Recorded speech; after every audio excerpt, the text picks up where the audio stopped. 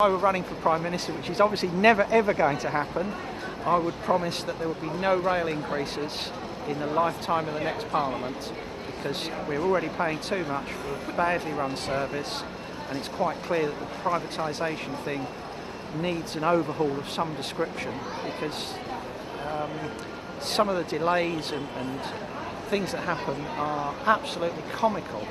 It will be like Rowan Atkinson's Mr Bean running the railways at the moment. Yeah, commute from Peterborough. Not happy with them, especially considering the service that's been recently, which has been pretty appalling. Trains cancelled, delayed since the introduction of the new timetable from May, I think it was. It certainly is, yeah. Yeah, they're overpriced as far as I'm concerned anyway, so putting them up even more is ridiculous. They're barely running a service. No,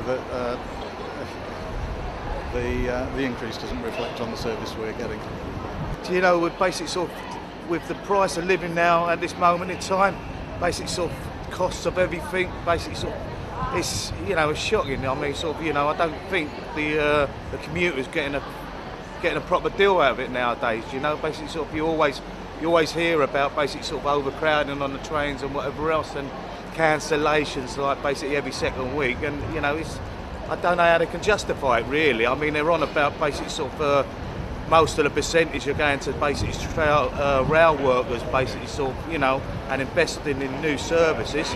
But basically sort of, if you're investing in new services, surely basically you should be paying for your old service at such a high up price.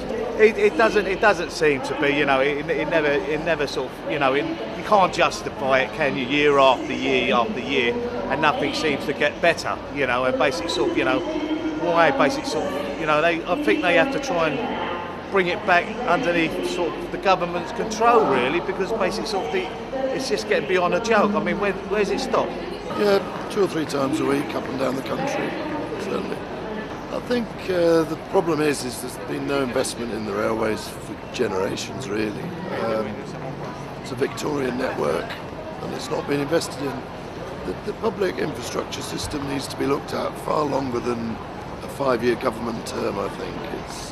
It's a part of our national infrastructure. It's an important part of our business and our economy, so I would say it should be taken away from government entirely.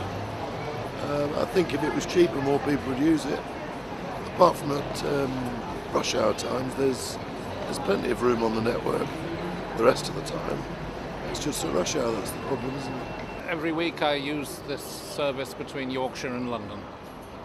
I think it's outrageous. They use the higher value of the retail price index and the consumer price index, while everyone's wage increases are well below that. So the price increases are outstripping the wage increases that people have, so people are losing out. Yes, of course it is, and I expect it's even worse for people who use these services every day as part of their commute to work, for instance. At least I'm only using it once a week.